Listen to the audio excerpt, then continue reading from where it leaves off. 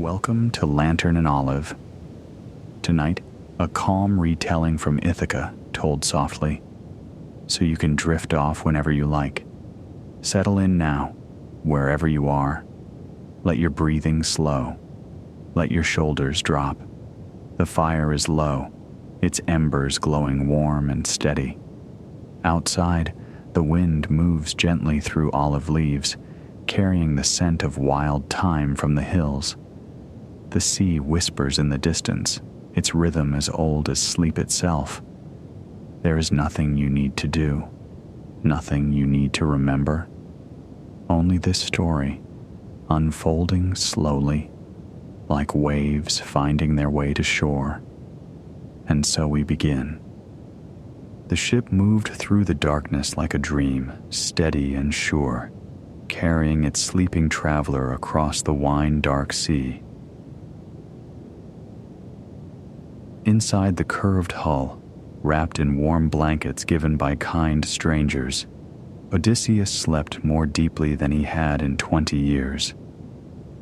The Phaeacian sailors rowed in perfect rhythm, their oars dipping silently into the calm waters, and the stars wheeled slowly overhead like a blessing written across the heavens.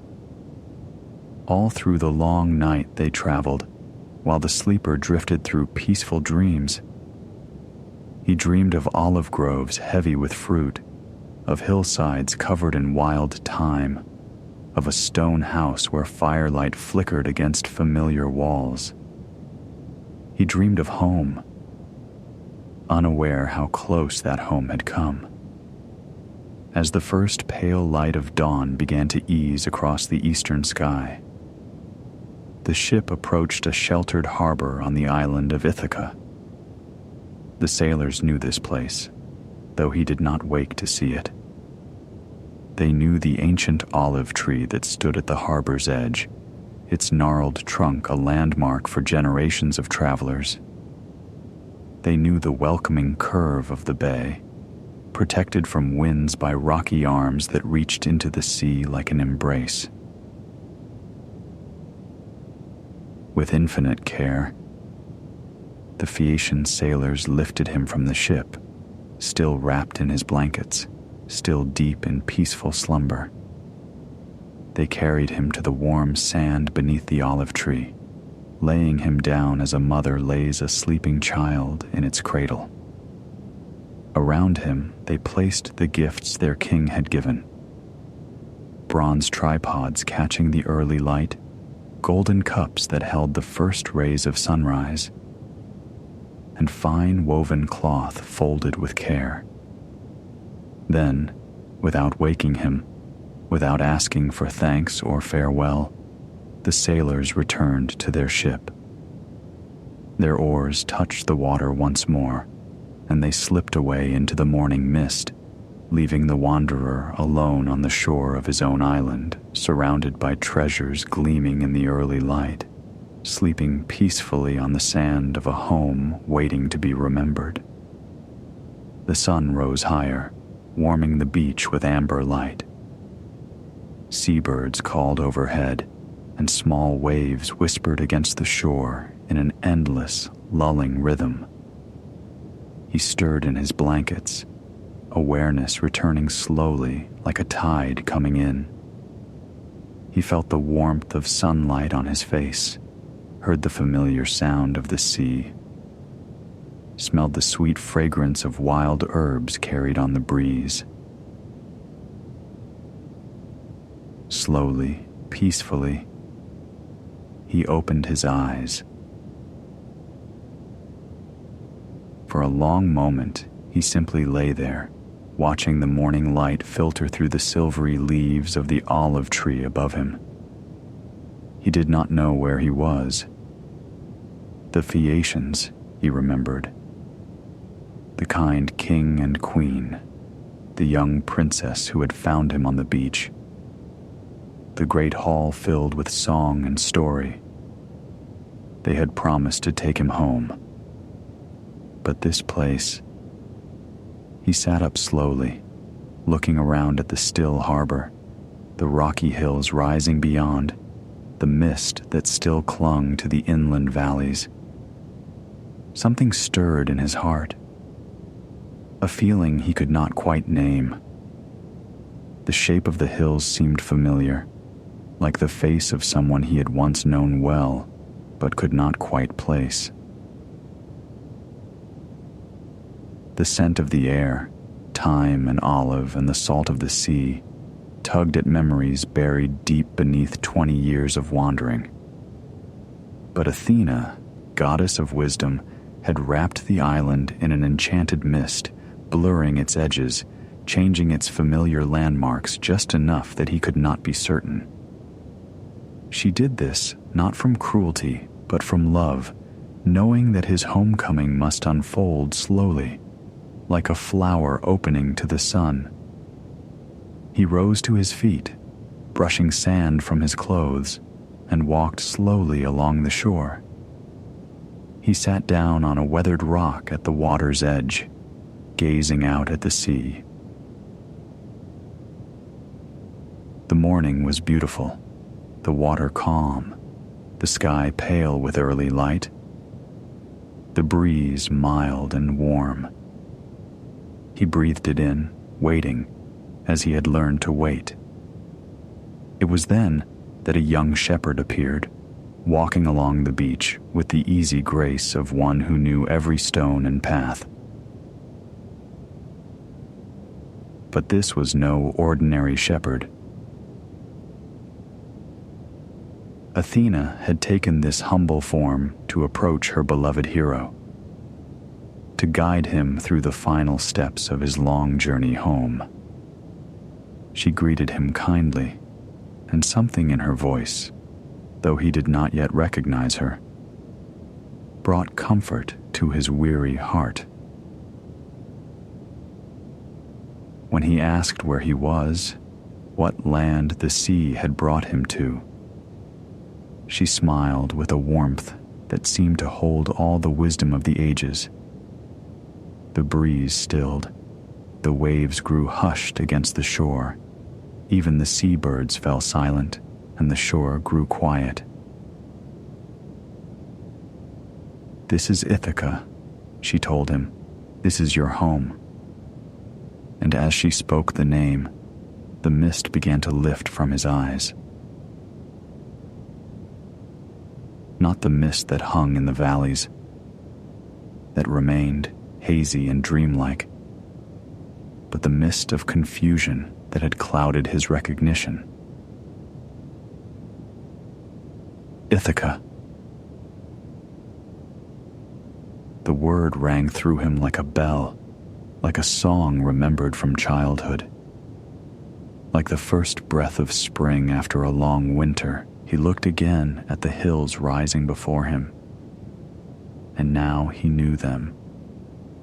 That peak where he had climbed as a boy to watch the ships come in. That grove where he had walked with his father, learning the names of every tree. That harbor where he had set sail 20 years ago, young and confident, not knowing how long the journey home would be. Tears came then, slow tears of joy and relief and a gratitude so deep it had no words. He knelt and touched the sand, pressing his palms against the earth of his homeland, feeling its warmth, its solidity, its patient waiting. For 20 years this island had been here, holding his place, keeping his home, waiting for his return.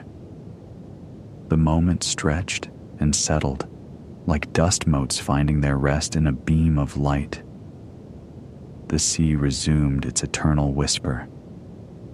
The breeze stirred again through the olive leaves above. Now Athena revealed herself fully, no longer the young shepherd, but the goddess in all her calm radiance. She sat beside him on the shore, and her presence was like a calm fire, warming but never burning, illuminating but never harsh. She spoke to him gently, with the steady assurance of one who understands that all things unfold in their own time. His home, she told him, was not as he had left it. The great hall had grown noisy with guests who had overstayed their welcome, and the household had fallen into uneasy rhythms. But Penelope, his beloved wife, kept the house with wisdom and patience, waiting always, hoping always, refusing to believe that her husband would not return. But her words brought only calm to his heart.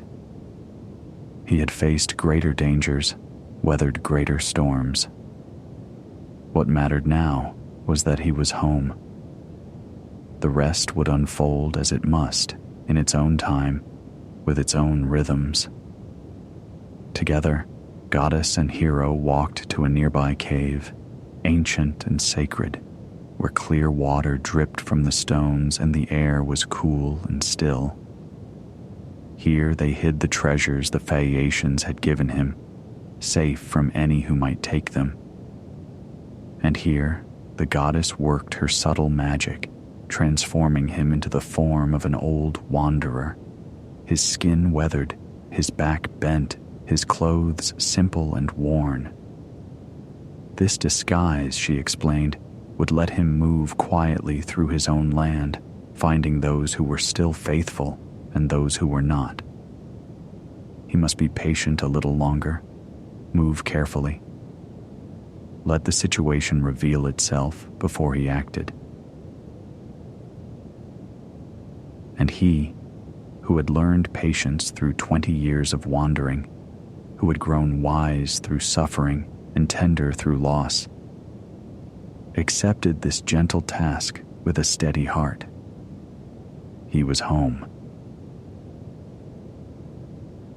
That was enough for now. Everything else would follow, like waves following the moon, like seasons following the sun. As the afternoon shadows lengthened across the still harbor, Athena pointed the way to the hut of Eumaeus, the loyal swineherd who had served the household of Odysseus since both were young. There, she promised, he would find shelter, food, and faithful company. There he could rest while the next chapter of his story prepared itself to unfold. And so he set off along the winding path that led inland, away from the sea that had carried him so far. His steps were slow now, matching his disguise, but his heart was light. Above him, the olive trees whispered their welcome in the evening breeze. Beneath him, the rocky soil of Ithaca supported each footfall.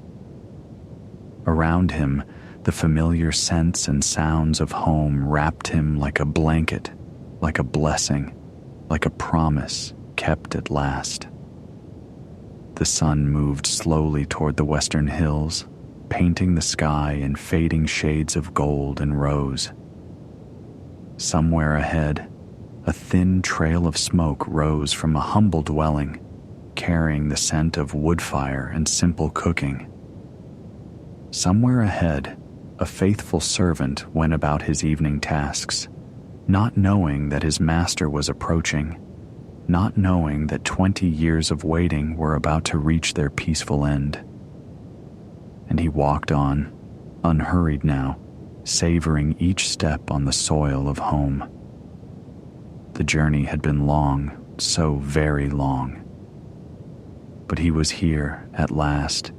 He was home, and in that knowing, there was a peace deeper than sleep, a rest more complete than any bed could offer, a homecoming that had only just begun to unfold its hidden gifts. The evening star appeared in the darkening sky, and the first crickets began their evening song. He smiled beneath his wanderer's disguise and walked on toward shelter, toward firelight. The olive leaves rustled overhead. The path wound gently through the hills. The scent of thyme rose from the warming earth, and somewhere ahead, a hearth fire waited. Step by step, breath by breath, the wanderer made his way home, wrapped in the stillness of the falling night. and so the story rests for now. The fire has settled to embers. The wind has grown still. Somewhere the sea continues its ancient song, steady as breathing, patient as sleep. Let yourself drift. Let yourself rest. The story will be here when you return,